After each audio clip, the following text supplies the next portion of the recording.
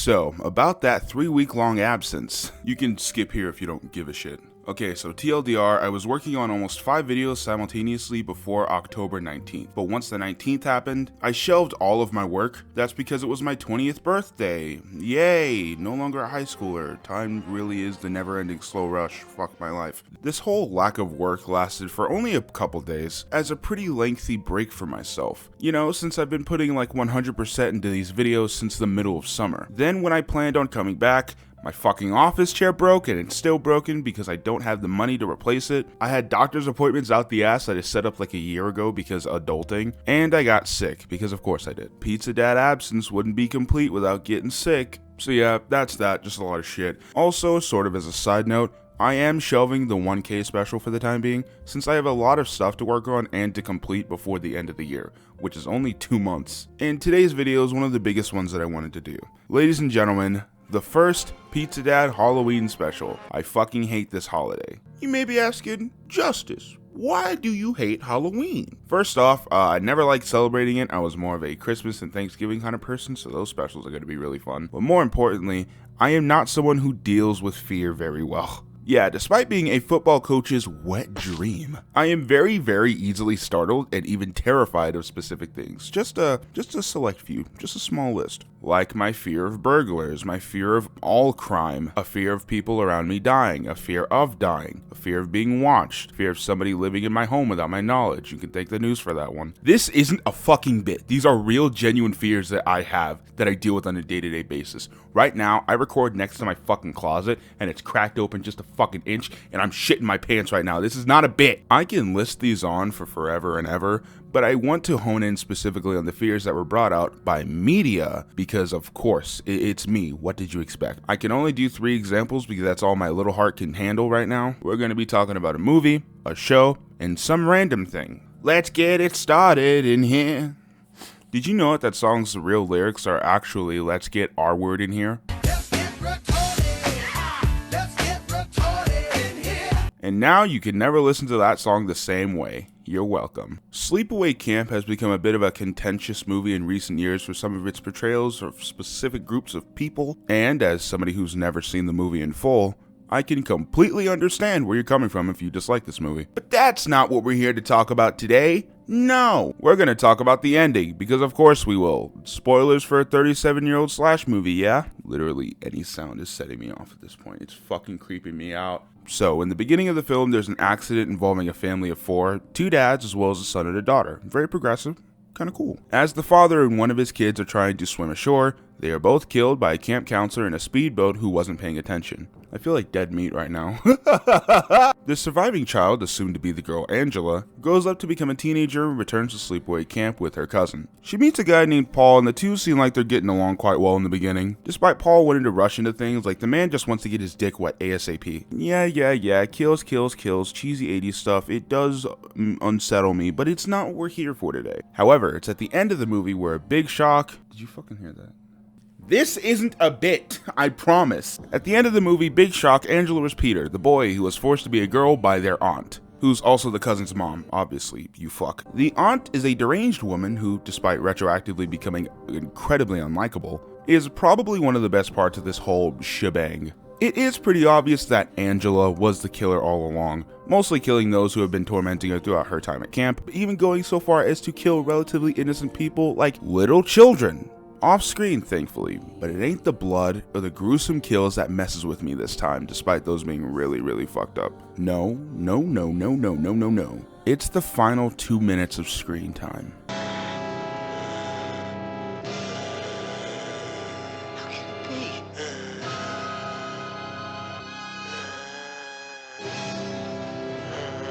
God, she's a boy. Every single time that I think that I am stronger than I was the last time that I watched it and I can handle it now, I'm proven wrong, without fail. The severed head, the fear on the counselors' faces, Angela's harrowing breathing that almost sounds like it was made deeper in post, the darkness that obscures most of the frame except for what needs to be seen, Angela fully on frame, exposed. Exposed. Alright, as I read that out loud, that kind of sounds sus. This character is a teenager after all. I meant it in like a psychological way. The fact that Angela or Peter or whatever you want to call them has been hiding this whole time. Just trying to fit in, yet they're tormented and abused by almost everybody around them. This innocent teenager with an already tragic past has been hurt by literally everybody except for their cousin, resulting in a mental break where they go off the rails. They're finally revealed in their true light and are seen by everyone. Did you know that this effect was originally going to be achieved by putting a dick cast or like a dildo on Felissa Rose's body, who by the way was only 14 years old at the time of filming? What the fuck? Obviously her mom shot that shit down ASAP, so this effect was actually achieved by putting a cast of Felissa Rose's face on an unnamed man's body, which adds to the horror. According to hearsay from people on set, the man apparently got cold feet but was persuaded into doing it anyway. The 80s, when unethical decisions were made in broad daylight. Anyways, if you're not scared of this one, then you have no pulse. Maybe I'll watch the whole movie? Who the fuck am I kidding? I'm too scared to watch this whole thing. I was originally gonna leave this one for last, but I changed my mind because the last one is a fucking doozy. That is some good shit. I have a fear of 2000s era CGI, specifically CG promotional art. I know, you're all laughing, this is funny to you, my fear is hilarious. However, there is a very key reason for this besides the uncanny valley, because that's just obvious, everybody's afraid of that shit. You see, the biggest part of all this is my fear of eternity. We're getting into some deep shit. It's not just the concept of eternity, it's the image of endlessness. So for me, when I look at a picture like the cover for Siberia, a graphic adventure game from 2002, I am freaked the fuck out. Again, not a bit, not a joke. I'm not enjoying the recording process thinking about it because I keep hearing shit that's not there, and I'm not going to enjoy the editing process of staring at this image for an extended amount of time. This whole thing is really giving me the heebie-jeebies. Fuck Halloween specials. In this image of Siberia, the white fades only to show our protagonist, our setting, and a woolly mammoth? What is this game? But everything in the image fades back into the white, into the endlessness, only showing us these key components of the title. To anybody else, this is fine, but to me, this is genuinely scary. It's all a sense of discomfort, in a sense of, I don't know where I am, there's nothing here, all that's there is this mammoth, this creepy fucking place, and this woman, and this terrifying logo. That's all. But hey, maybe that's a little too out there for you. Maybe that's a little too normie. Here is one that will make a little bit more sense.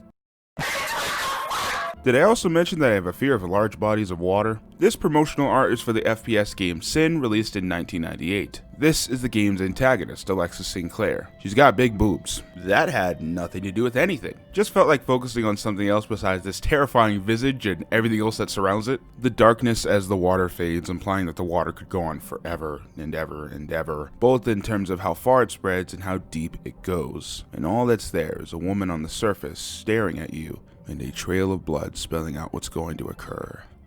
Sin. You get it? Because masturbation. Old beating of the meat. Old smack of the bobby.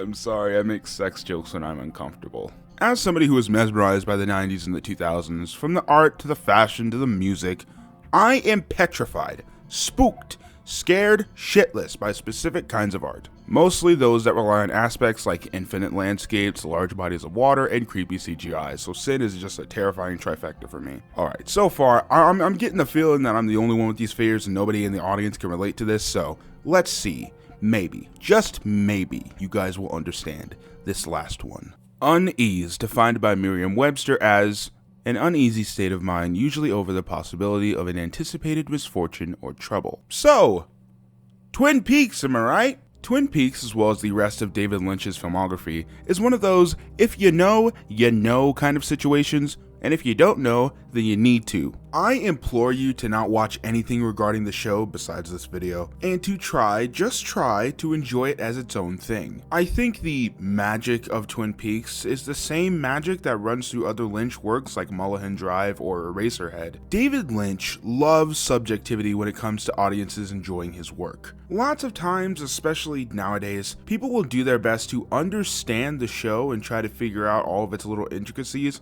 and pretty much just try to quote-unquote explain the show. Now, don't get me wrong, I love explain videos, I eat that shit up like butter. I've seen every single Twin Perfect Twin Peaks video 2 times over. However, I do believe that Lynch's work is often better enjoyed as an experience first, as opposed to a franchise that will now never die thanks to the internet. Now, with that being said, the internet has also made this entire series far more accessible. What was originally a cult series that preemptively was killed due to its second season being a dumpster fire, has now become the David Lynch work. I kid you not, ask some dude on the street and if he's ever heard of David Lynch, he's probably gonna say, isn't that the motherfucker who talks about pies on Twin Peaks? Didn't he want to fuck a girl like half his age on the show? And it's because of this cult-like status and this reputation that I think that there's something beautiful about stuff like Twin Peaks parody videos, where, I kid you not, people edit clips from series like WWE, The Simpsons, or even Seinfeld, as if it's an episode of Twin Peaks, music and all. And what makes them special in my mind is that while they are comical in nature, they aren't usually played off as a joke, for the most part. Like, yeah, these are memes,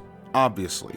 But there's a hint of sincerity, like the people who have seen the series is like, wow, I love this shit. What else can I edit to be weird like it? And it's that sheer enjoyment of the work, that sincerity that kind of kept the series alive before the revival and will hopefully keep it alive forever. Now, I know what you're saying. I'm supposed to be talking about how this show is scary, and I've been avoiding it for 2 reasons.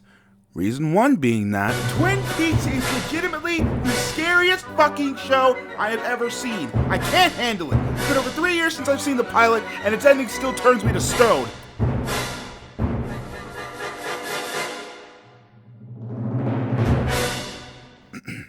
With reason 2 being that I want you to see this series. While I'm sure most of you will never be able to piece together the context from the clips that I've shown you today, which is a showcase towards how batshit insane this series actually is, I still want you to go into this with a clear mind. Besides my warning of the uneasiness, the sheer terror that you will encounter when watching all works carrying the Twin Peaks name, you absolutely need to go into this without any other expectations or preconceived notions. Twin Peaks is on Netflix, Hulu, and Showtime, and the 3rd season revival is a Showtime exclusive. You should definitely go watch it. I don't know, man. I'm done. I've used my fear muscle more than enough today. Time to get back to video games. Man, what am I gonna do for next year? Maybe Twin Peaks again, but in more detail. Resident Evil? Maybe Zodiac? Yeah, Zodiac's good. Zodiac. Cool. Anyways, fuck you. We're done here.